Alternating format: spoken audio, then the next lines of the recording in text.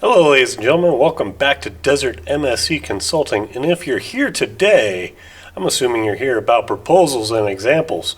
So, proposals and examples are good for multiple reasons, from being a consulting company, proposing to a larger company or a just different company about a potential project that they could use. Or you could be using a proposal to ask a boss to initiate a project. So when going through a proposal, you should have a checklist. And I want to suggest right now checking out this checklist. And here, let me switch you to the desktop here.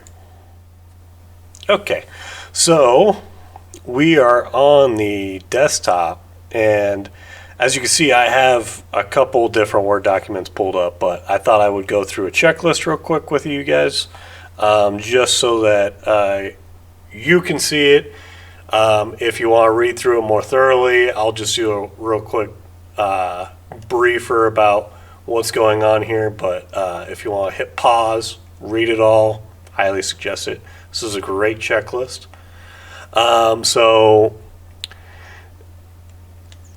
gathering your client's information, gathering your client's needs, wishes, budget, and time requirement. This is probably one of the biggest things that you could ever do, because there's no point in doing a project if you don't understand what the need is. And getting all of this formally dictated out is a big thing. Gathering the project information requirements, gathering your company, product, services, and management team information, meaning what is your capability, what is your budget range, what is your team's manpower capability, and stuff like that. That's important. Make a couple selections of primary proposal templates to use in proposal. So I have in the training, which I will talk about later, I'll tell you how you can get to this proposal pack here. But in this proposal pack, you can see that there's already laid out a huge amount of templates that you can go over, and that would be great to use for your proposals. Determine the client's company. We'll be reading and reviewing proposal. A proposal may be read by many people, all of which their own ideas of what they want to see in the proposal and how they want to see it. This is one reason why you want to include a lot of summary information followed by detailed information, i.e., don't put technical jargon in what's going to be not for technical people. Or don't put in a bunch of legal information if you're talking to an engineer. It's so that you're going to summarize your information. You're going to, just like any other school project, you're going to take and put notes in, and you're going to say, if you want to see why you're saving X amount of money, see table A. And in table A, you're going to detail out why you're saving that much money. We're getting around this legal argument, see table B. And table B is going to list out technical jargon of why you're being able to bypass a specific technical law, let's say. That's important because when a director is looking at something, they only got a couple minutes to be able to review proposals generally. And they're not going to always have the time to be able to go and look in technical details, or they're not going to have the background of every single person. And so what they're going to do is they're going to review the summary, then go to the technical jargon they understand. And if that plays to their strength, then they'll approve it. And so you're trying to placate all different types of mindsets, and that's really a really strong thing to strive for, is being able to satisfy so many people without having to create a proposal that's 10 pages long. You want them to be able to read it in like a page, if not like a half a page, and reference more information down below. So determine which products and services you offer and benefit your client. Again, this is all good information. It's a good checklist walkthrough. Checklists are always great for any type of project, and a proposal is just like any type of project.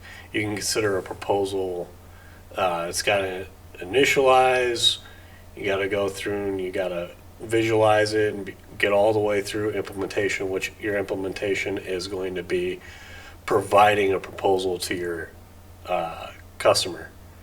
Then, just like any other project, you're going to go right back to the start of your project, especially if you get a request for changes to the proposal or if you're going to get requests to proceed with a proposal. So this is a great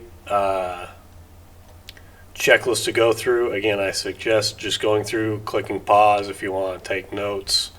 But this is a great thing to go through. Next, I thought I would just quickly go through some other. These are just some of the templates that I pulled out that I use a lot. So projections. Projections is always a good thing to have in the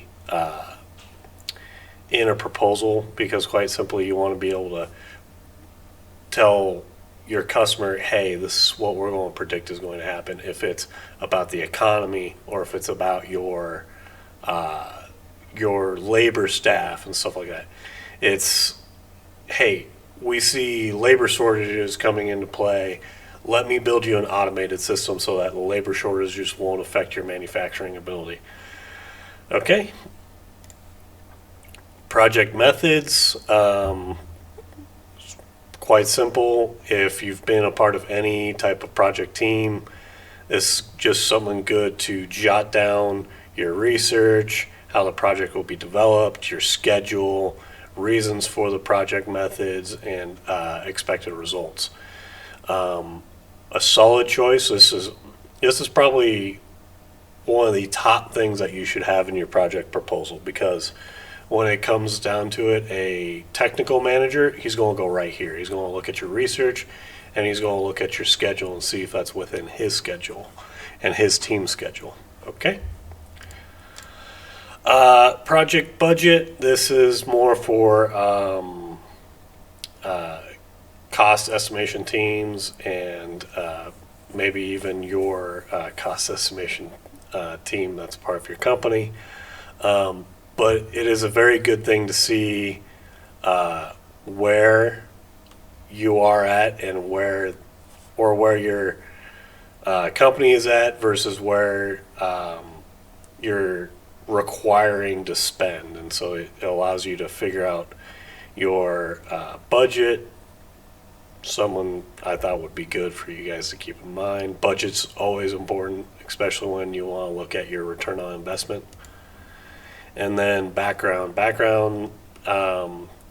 why you came to this requirement for this type of project, restate the opportunity, restate why your mission statement and your philosophy is the one project that is important to this process. So, okay. So I laid out a lot of information. I highly suggest going through it. If you want to hit pause, you can hit pause. But really quick, on any type of project, I have put together a 3-day training, absolutely free. Go down in the description below, click the link, put in your email. I'll send it to you 100% free. I will never share your information with anybody. It's only for you. And in there, I show you how to get these types of templates for yourself. But until then, I'll see you guys in the winner's circle. Have a great day. Bye now.